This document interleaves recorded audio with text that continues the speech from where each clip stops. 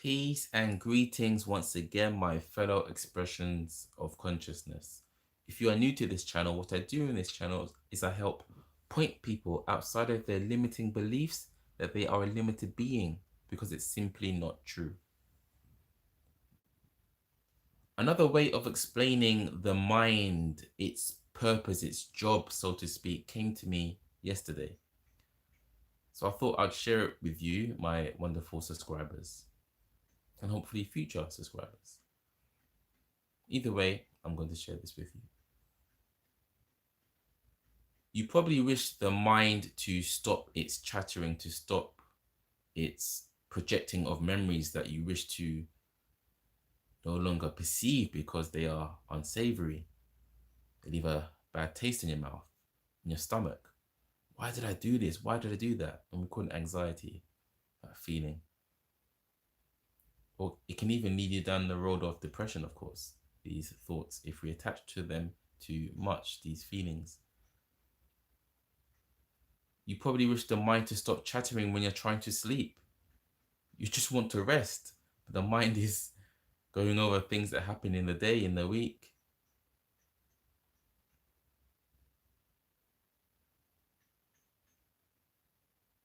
Think about that for a second. If you cannot stop the thoughts by any means, other than knocking yourself out, which I don't recommend, then how could you say you are the chooser of thought anyway, if you are not the discarder of thought too? It would be like saying you're able to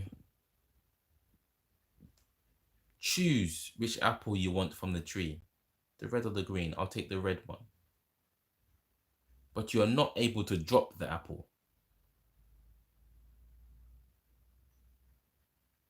You can choose another apple.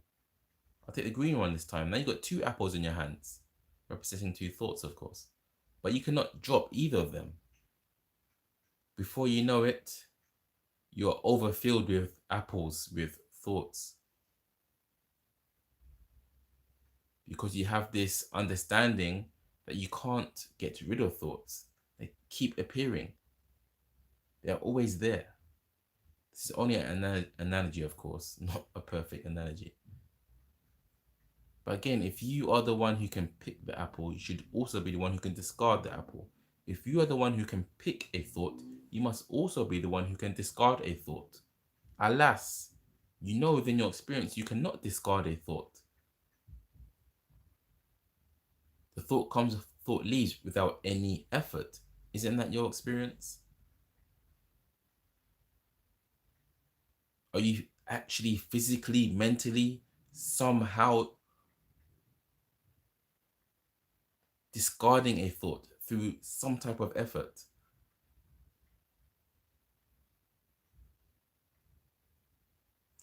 The mind gets a bad rap in our world.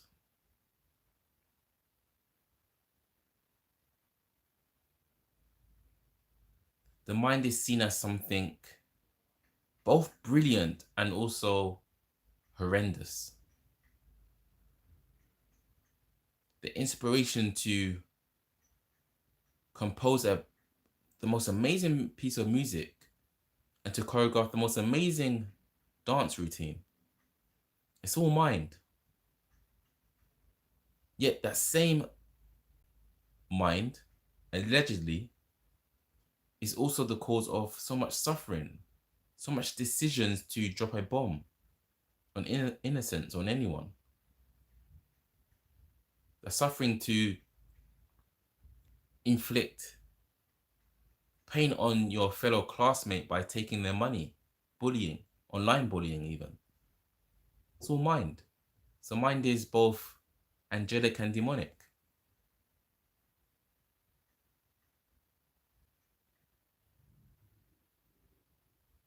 In the way that we perceive mind, in the way that we talk about mind. But I'm going to now tell you another way of of looking at the so-called mind. Mind's only job, it has one job and it does it better than it could ever.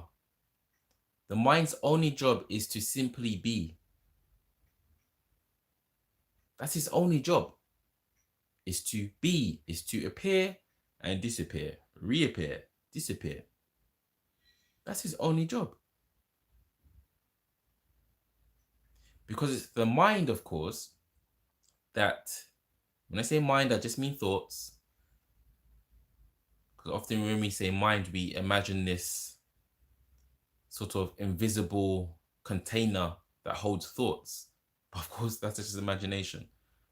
So when I say mind, I just mean thoughts. So these thoughts, the mind is only appearing. There's a deeper part of you that says, I don't like that. I do like that. But it's not the mind, because there's a deeper part of you that is observing the mind, yes? So it would be like you're writing on a blackboard in chalk. You write, I am having a bad day. Now, the chalk, the board, has done its job.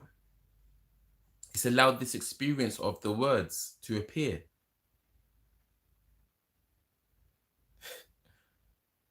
And then the crazy thing, strong word to use, but I'm going to use it in this instance because I want to really help you see how powerful, how imperturbable you are.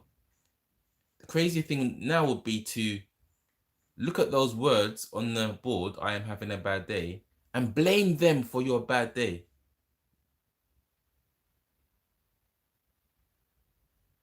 Can you imagine that? Words on a board, you're going to blame them for your bad day. It says, I'm having a bad day, so I guess I'm having a bad day. Who's perceiving that narrative? You are.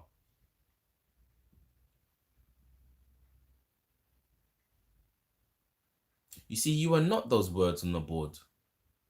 In the same way, you are not those thoughts on the board of consciousness.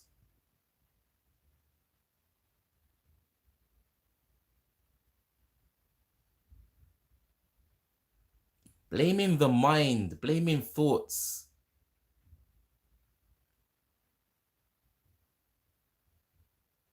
is not going to get you any further into the land of peace, let's call it.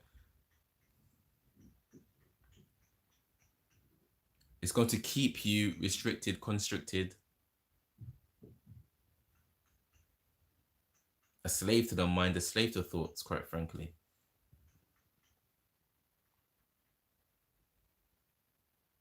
So another way of looking at this is, if you've ever watched The Simpsons,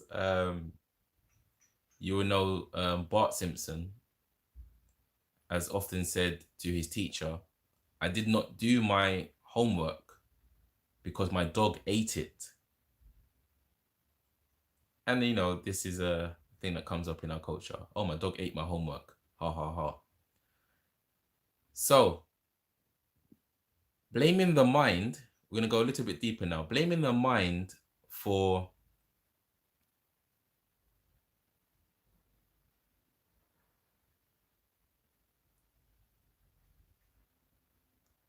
your life being bad, your life being up and down, sad, happy, you not being where you want to be, making you feel miserable. Blaming the mind would be like blaming your dog for eating your homework as to why you didn't present your homework. The teacher says to you, but you don't have a dog.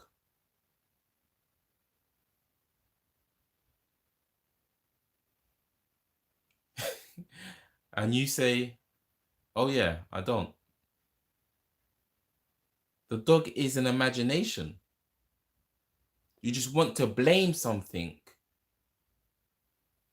for your life. You want to blame. Oh, it was this dog. It ate my homework. But you don't have a dog. Oh, it was the mind. Yeah, the mind made me unhappy.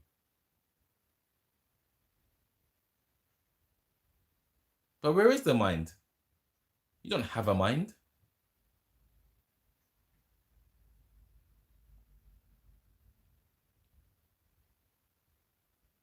Because the one that says I have a mind is the mind itself. But you are that which is deeper than the mind, that is before the mind, the witnessing of the arising of the mind. That doesn't have a mind. It's free from mind.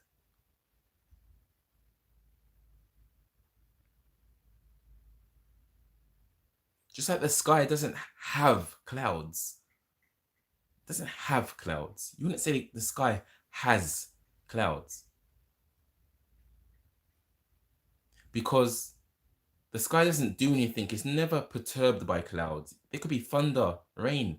The sky is never affected. They just seem to be occupying the same place. Just like the mind, it seems to be occupying the same place of the observer. And it does. But you see that they don't touch each other. That's how incredible consciousness is. They never touch. Yet they're in the same place because there is only one place. Here and now.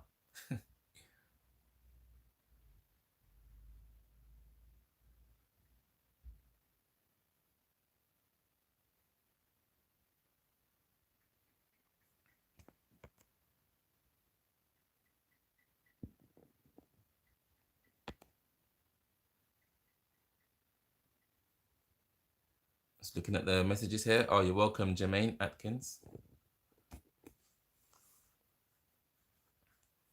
So I think I'm going to do more lives from now on because it's actually convenient in many ways. Because this will be uploaded on my channel straight away for one. And I think my camera's quite decent, isn't it? For live.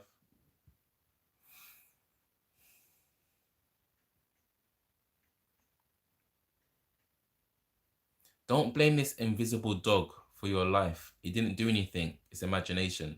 Don't blame the mind for your life. It doesn't do anything. It's imagination. So again, the mind does not do anything. I know that feels and sounds really contrary to your experience, but look deeper in your experience. The mind does not do anything. It is simply there and they're not there. It appears, it disappears. When we say doing, really we're talking about the body. That's what helps us experience in the way that we experience. But to go back, the mind is just there. Then it leaves. It's just there. Then it leaves.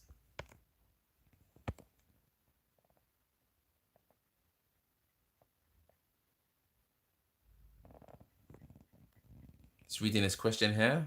So if we are not mind, neither place nor feelings, what is the purpose of wholeness? What is the purpose of wholeness? There is no purpose for wholeness. There's only purpose for the separate self, the separate identity, the belief that we are not whole. Only that could have a purpose. This is the thing. Once you truly understand, and it's beyond the mind, that there is only so-called wholeness, so-called one, so-called Brahman, then you realize purpose goes out the window. Purpose is actually what keeps one from wholeness. Because you still feel like you have to do something, do this, do that. What is my purpose? As the world keeps saying to us, what is your purpose? What is your purpose? You was once a little kid with absolutely no purpose beyond what you're doing in that moment. Whether you're doing a roly-poly, you're eating food, you're crying. There's no purpose past that. That was your whole world. But then your parents kept on saying, what is your purpose? Your teacher said, what is your purpose? Religious people said, what is the purpose of life? And then you start living by that way of thinking, which takes you away from the freedom. That there is no purpose for wholeness. There is purpose for us in the individual experience, of course. Like the expression of consciousness that I am, of course, had a purpose to make this video.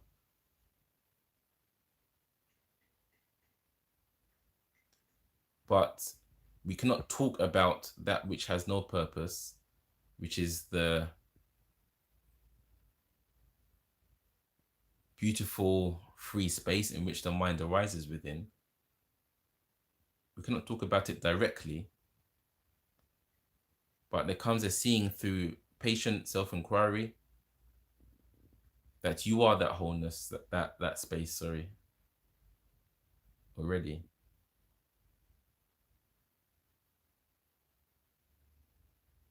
One of the ways to see it is, again, to really question yourself. Do I actually choose thoughts? What am I? What am I? What is this I? Am I the one that has a purpose, that has the desire, the thought? If I am, how comes I cannot change the desire, change the thought? You could pretend to change desire, pretend to change feelings, but it's only pretending. Like when you're happy and you say, so you're sad, you say, no, I'm happy. Yeah, I'm going to think positive. It doesn't really work that way. Because that one is not the chooser. That one that says, yeah, I'm just going to be happy. That's not the free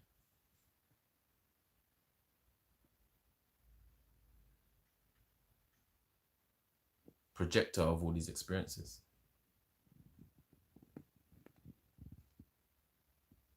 I really thought it was going to be a short video. It's already 17 minutes. I'm going to stop this soon because I'll probably do another video about another topic.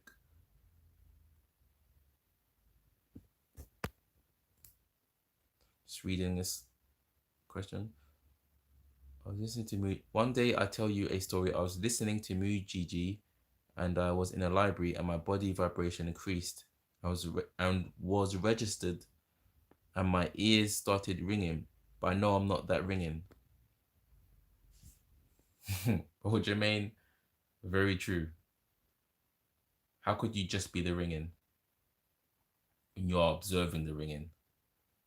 And this is actually another good point, because on our journey, so-called spiritual journey, we often look for signs in the body to determine whether we are awakening or woke or transcending.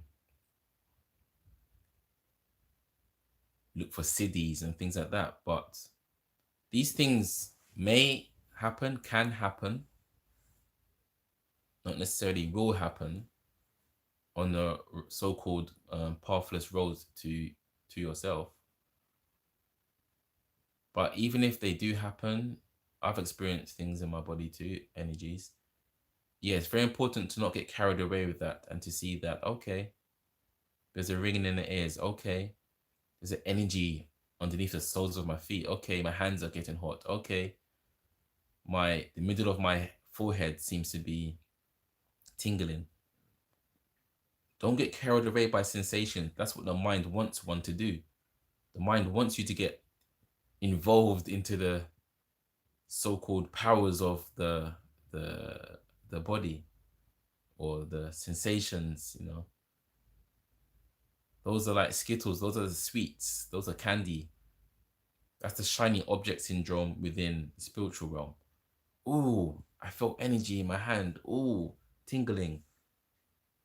Ooh, ringing of the ears. Ooh, it's angel speaking to me. These are the things that are not going to take anybody, I suggest, to the clear understanding that there is essentially that essentially you're already that. You are that already. You cannot not be that. When I say that, I mean the truth of the universe. I really mean that. How can there be truth of the universe and falsehood within the truth of the universe? That doesn't make sense. There can only be truth of the universe and what seems to be other than truth. And that which seems to be other than truth, which is, of course, that we are separate bodies, we are separate beings, we have separate consciousnesses. There is a world outside of us. We are in the world instead of we are the world. These sort of illusions are necessary for us to experience. There's nothing wrong with that, but they are illusions. They can't be true as well as truth being all is one. All is one has to be true by itself. It cannot be all is one, but all is separate. All is one, but all seems to be separate. To use limiting words, that would be the best way I think we can talk. Hence, we often say the word illusion a lot in this teaching.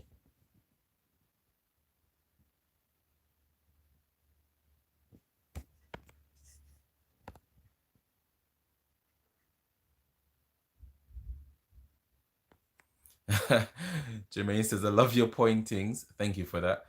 And the chat room was blank at first, just like pure awareness. That's funny. Yes, it's true. Essentially, pure awareness is just blank.